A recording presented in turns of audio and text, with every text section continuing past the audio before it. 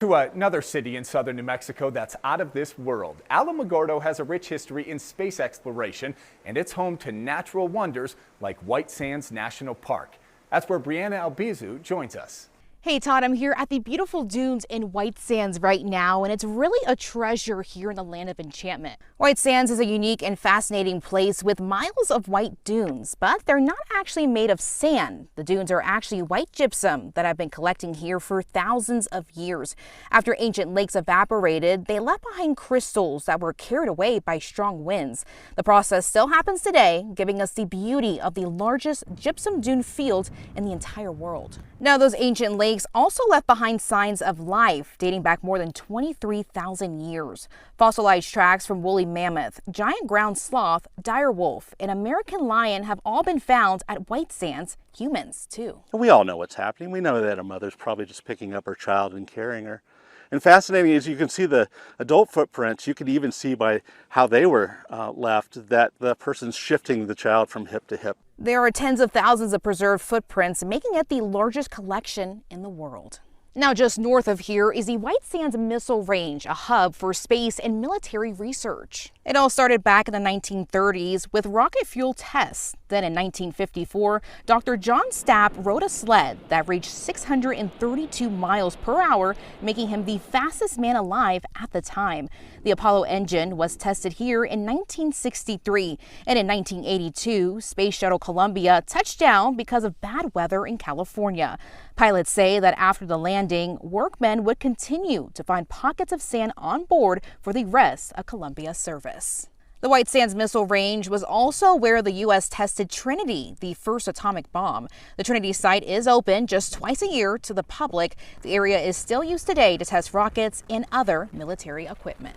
Alamogordo's history with the military and space runs deep, and you can learn more about the space age from a museum right here in town. The drive to go to space really started in this part of the country and in this part of New Mexico. That's what many visitors take away at the state's Museum of Space History. What the museum commemorates is a lot of those folks and a lot of that technology that were developed a decade before NASA ever came about. The multi-story facility offers a variety of exhibits highlighting key moments. Oh, there they go. From training chimpanzees to the first moon landing. This prized possession, a moon rock, just one of many items showing proof. Folks actually get to see that. It may be something that they will see very few other places. The concept of space is a big passion for staff members like Michael Shinaberry.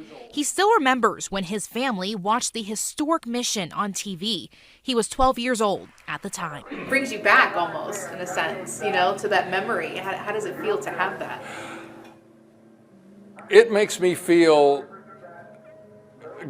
a great memory. Shinaberry now stands as a leader for the next generation, children with hopes of blasting off into a world unknown one way or another. We really hope, like I was inspired, to inspire those folks to become the next link that will advance our future.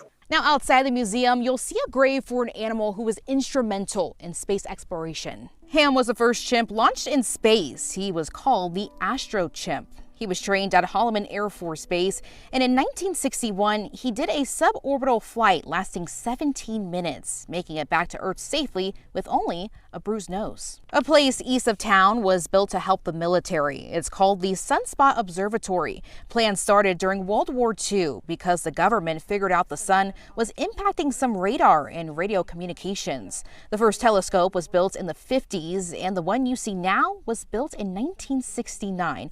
Much of what we know about how the sun affects us is actually because of the research done right here in New Mexico.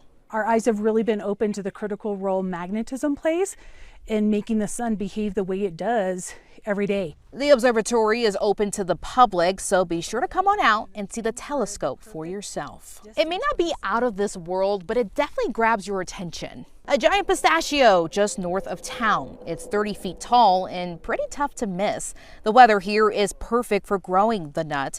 A fun fact here, 100% of pistachios grown in the U.S. come from California, Arizona, and New Mexico.